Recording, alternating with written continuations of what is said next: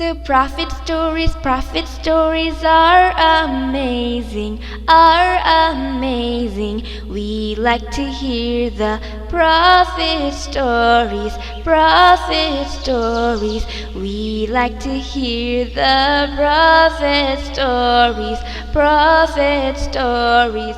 Assalamualaikum. Walaikum assalam. How are you, children? Alhamdulillah.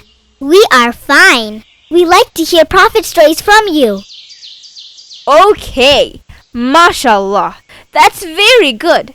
The stories of the prophet are important for all Muslims. Today, we will learn about Prophet Isaiah, peace be upon him.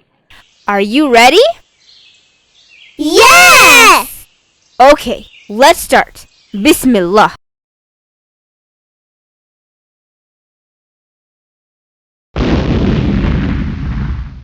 Prophet Isaiah, or in English known as Isaiah, was not mentioned in the Quran. But we gathered some information about him from Muslim scholars such as Ibn Kathir. As a Muslim, we need to know about Prophet Isaiah, peace be upon him, to get a clear understanding about the history of Bani Israel. As you know, after Prophet Sulaiman, peace be upon him's death, Bani Israel divided their own land into two countries. The northern country was Israel, and the southern country was Judah. Present-day Jerusalem was one of the capitals of the Judah kingdom. Around 200 years after Sulaiman, peace be upon him, kingdom of Judah had a very bad king. He did not follow Allah subhanahu wa ta'ala's laws, and his kingdom were full of idol worshippers. To guide those people, Allah subhanahu wa ta'ala sent Isaiah, peace be upon him.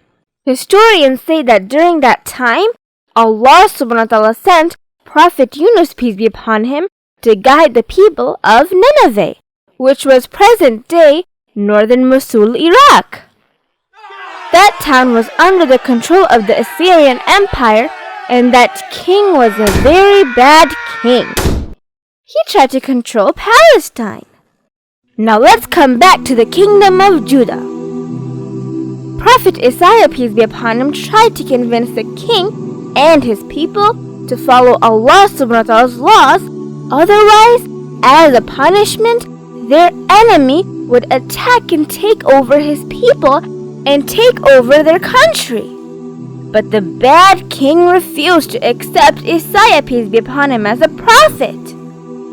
After a few years, that bad king died, and the next king was very good. His name was Hezekiah. He believed in Allah subhanahu wa ta'ala and followed Prophet Isaiah's advice. He destroyed all the idols, and he also told the people in his kingdom to follow Allah subhanahu wa ta'ala's laws as well. During the time of King Hezekiah, he destroyed all the idols, and he tried to establish Allah subhanahu wa ta'ala's law with the help of Prophet Isaiah, peace be upon him. One time, the king became very sick. His foot was infected. In this situation, the enemy, the Assyrian Empire, wanted to attack the kingdom of Judah with a very big army. That time, they were a very powerful country. So, Judah's king, Hezekiah, did not know what to do. He asked Prophet Isaiah, peace be upon him, about the situation. The prophet was waiting for Allah subhanahu wa ta'ala's instructions and got bad news for King Hezekiah. The prophet said that the king's time is over and that he should choose another king for his kingdom. King Hezekiah started to cry and pray to Allah subhanahu wa ta'ala to forgive all of his sins and accept all of his good work. Allah subhanahu wa ta'ala accepted his prayer and extended his life for another 15 years. Allah subhanahu wa ta'ala also would save his country from the enemy as well. After hearing that information from Prophet SHIA, peace be upon him, the king became very happy and started to pray and give thanks to Allah subhanahu wa ta'ala. Prophet SHIA, peace be upon him, used fig juice on the king's foot's infection. By a miracle, Allah subhanahu wa ta'ala cured his foot infection. How did Allah subhanahu wa ta'ala save the king from the enemy that was about to attack? From the different sources, we find two stories about this event. But Allah subhanahu wa ta'ala knows the best. In one story, we found that when the neighboring kingdom, the Syrian army, attacked the people of Isaiah, peace be upon him, at night a miracle happened. The soldiers started to die. And when the soldiers started to die, other soldiers got scared and ran away from Palestine. In the second story, we find from Ibn Kathir. In this story, we find that in the morning, the people of Judah saw all the enemy soldiers were dead. The only enemy's king and his 5 advisors were alive. King Hezekiah arrested them and kept them openly for 70 days as a punishment. Every day a piece of bread was served to each of them.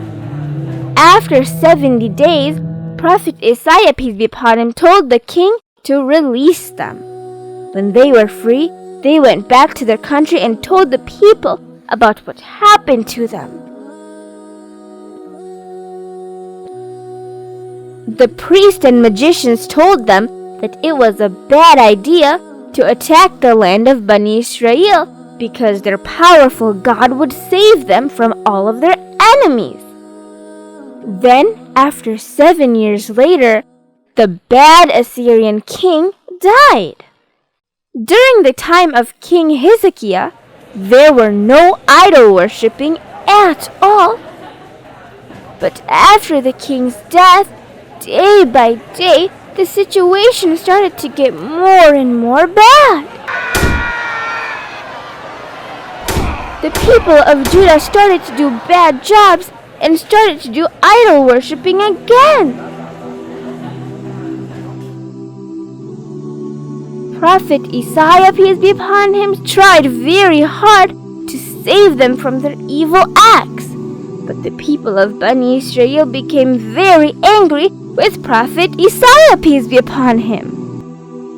One time, they even decided to kill the prophet so he escaped from them.